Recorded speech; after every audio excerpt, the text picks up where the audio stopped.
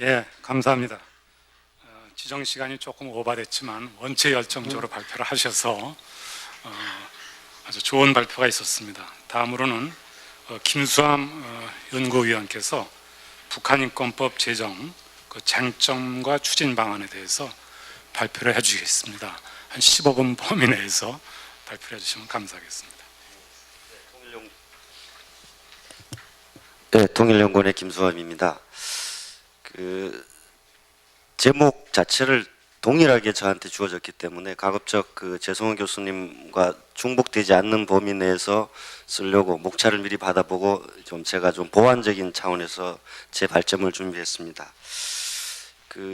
오늘 북한인법의 바람직한 제정 방향 하면서 거기에 이렇게 이 초대장에 보면 통일한국의 남북한 사회 통합을 내다보며 북한인권법 제정에 대해 논한다. 그런 제목 부제가 달려 있습니다. 그러면 재성호 교수께서는 이제 세 가지 관점에서 북한인권법, 특히 북한인권 개선에 대한 우리 남한사의 역할, 그 바탕으로 한 북한인권법 제정의 필요성에 대해서 언급하셨습니다. 이제 거기에 대해서 제가 보완적으로 보면 제가 부제를 말씀드린 이유는 북한인권 문제를 바라보는 우리 남한사의 역할 문제에 대해서 좀 더 명료한 우리의 인식을 정립할 필요가 있겠다. 그렇게 말씀드립니다. 다른 국가나 사회에 대한 인권 개선, 보편적 가치에 대해서 유린되는 경우 우리가 개입을 해서 개선해야 되죠. 그런 경우에는 단순 조력자 역할에 머문다고 생각을 합니다. 그런데 남북한 통합의 관점에서 북한 인권 문제를 바라보게 되는 경우 북한 주민의 인권 문제는 북한 주민 그들의 문제로서 우리가 조력해야 될 역할이 아니라 통합됐을 때 북한 주민들의 인권 수준이 어떻게 되느냐가 우리한테 상당히 중요한 목표 지점이 될 수 있기 때문에 북한 인권 문제에 대한 남한사의 역할은 단순히 조력자의 일반론적인 역할을 넘어서 우리의 문제로서 설정될 필요가 있다. 그런 점에서 북한 인권 문제는 남북한 통합까지도 바라보고 우리가 어떻게 개선해야 될 것인가에 대한 관점이 분명히 정립될 필요가 있다. 볼 수 있을 것 같고요. 또 하나는 북한 인권 문제에 대해서 이제 기본 합의서를 원용을 해서 북한 인권 문제를 제기하는 것은 내정 간섭에 대한 합의 위반이다. 이런 일부 논란도 있을 수 있고 있습니다.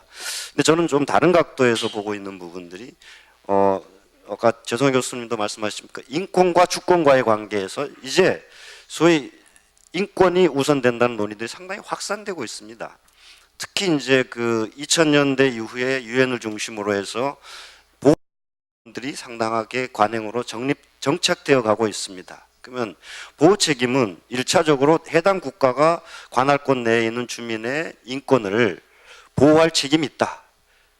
그리고 국제사회는 그 해당 국가가 주민의 인권을 보호하도록 지원하게 되어 있습니다. 그런데 해당 국가가 자기 관할권 내의 주민의 인권을 보호할 의지나 역량이 없고 특히 북한과 같이 인권의 가해자인 경우 국제사회는 당연히 그 해당 국가를 대신해서 보호 책임을 수행해야 된다. 이런 논리죠. 다만 2005년 유엔 정상회의 결과 문서에서 그렇게 국제사회가 보호 책임을 수행할 수 있는 그 인권 유린의 범주가 전쟁 범죄를 포함해서 4개 범주로 인도에 반하는 범죄 중 4개 범죄로 한정되긴 했지만 아직 이게 논의 과정에 있기 때문에 광범위하게 광의의 입장에서 본다 그러면 북한과 같이 인권 보호에 실패한 경우 국제사회 특히 우리 남한의 경우 개입을 통해서 개선해 나가야 된다는 것입니다. 재성호 교수님께서는 주로 북한 인권법에 찬성을 하는 입장에서 그 내부의 논쟁 중심으로 말씀을 하셨다 그러면 저는 이제 북한 인권법 자체의 쟁점 문제를 좀 더 소개하는 쪽으로 오늘 발제문을 준비했습니다. 잘 아시겠지만 다 알고 있는 문제니까 북한 인권법에 대해서는 몇 가지 이제 이 반대하는 입장의 논리를 보면 물론 이게 이제 참여연대에서 공식 논평이나 공식 의견서를 낸 것이 이제 지금 현재 법사위에 계류되어 있는 법안과 좀 다른 차원의 여러 개로 분리되어 있을 때의 논평이긴 하지만 그래도 그 맥락을 같이 하고 있기 때문에 한번 소개해 보려고 합니다.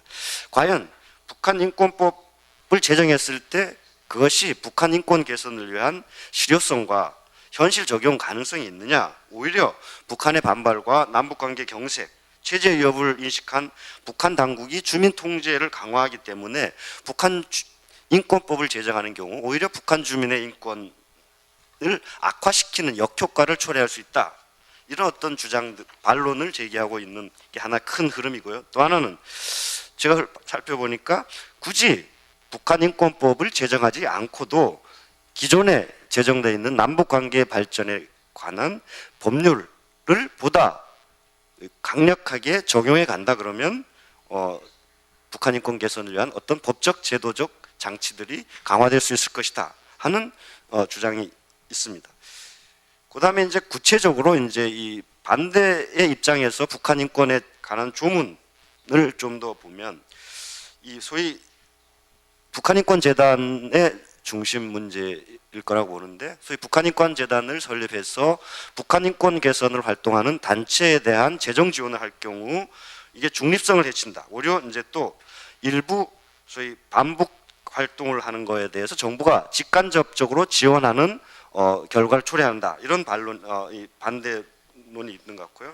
또 뭐 앞에서 이제 이 북한인권재단에 대한 맥락하고 좀 다르긴 하지만 비슷한 맥락도 있습니다.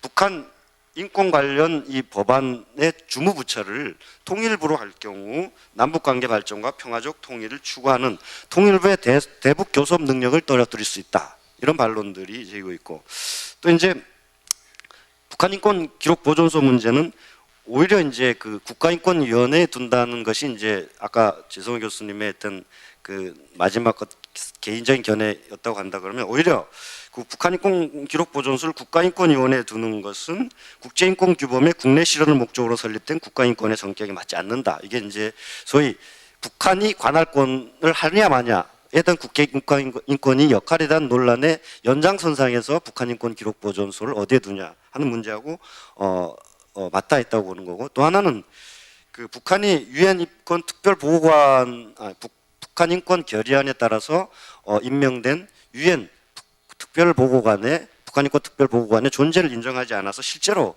별로 이 역할을 제대로 못 하고 있는데, 북한 인권법을 제정해서 북한 인권 대사를 둔다고 하더라도 별로 효과가 없을 것이다 하는 것이고, 마지막으로 인도적 지원의 필요성을 강조하면서 오히려 역설적으로 지원의 조건을 내세우고 있기 때문에 인도적 지원의 정신과 부합되지 않는다 하는 주장을 하고 있는 거 있습니다. 그러면 이러한 어떤 이 쟁점 사안에 대한 반대론의 입장에 대해서 제 개인적인 어떤 이렇게 보면 이런 것 같습니다. 오늘 이제 그 축사나 이런 개회사에도 많이 언급이 됐지만, 과연 평화와 인권 문제는 부정적인 상관관계를 갖는 것이냐 아니면 긍정적으로 바라볼 수 있는 인과관계이냐 하는 논쟁들은 국제적으로도 벌어지고 있고 남북 관계에서도 지금 벌어지고 있습니다. 저는 개인적으로 국제정치를 전공을 했는데, 소위 인권 문제는 평화에 긍정적으로 기여하는 긍정적인 인과관계 쪽에서 바라보아야 된다는 입장에 서 있습니다. 그러면 예를 들자면 구체적인 예를 몇 가지 들어보면, 미국이 북한 인권법을 제정했을 때 핵과 함께 인권법을 가지고 북한을 고립 압살시키려는 2대 기둥의 하나가 북한 인권법이라고 강력하게 관영 매체를 통해서 비난전을 펼쳤습니다.